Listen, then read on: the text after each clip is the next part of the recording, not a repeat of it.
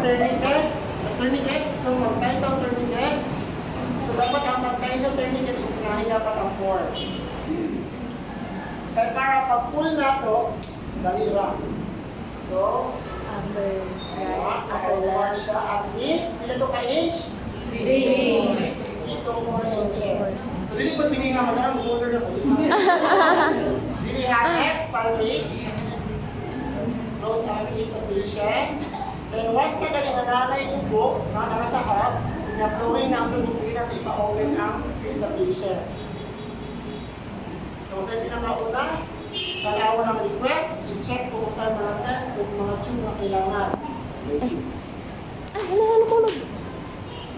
And then, after ana, patient identification, para mag-check pangalan sa pangalan ng may allergy, mga allergies kung wala ka, kung may allergies sa latex, or kayo mga blasters, wala. So, What if ay na? explain mo sa patient yung procedure kung sa iyong mga test. After mo mag-explain sa procedure, mag-palpate na ka. So, palpate mo siya.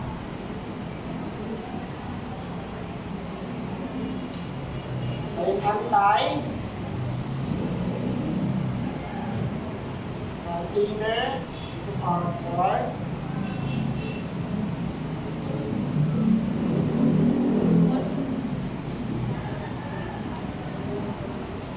Yun ang minutes mag-start. No? So, dapat makakuha ng pagdugo less than 2 minutes. So, dapat ang imuang syringe, no? Ang syringe na natin is naka-check. Check ninyo.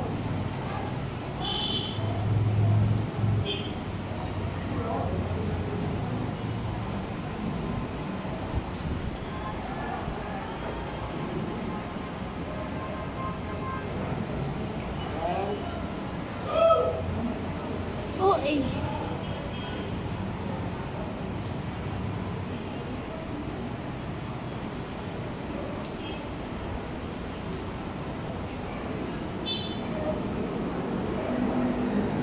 Proper copy.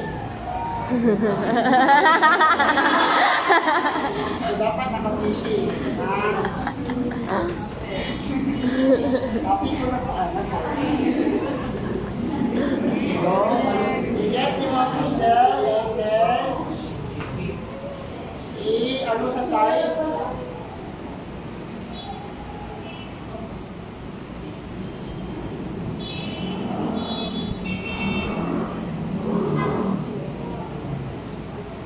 Gayon, after ana, another patient identification, gayon, need na gayon. Okay na?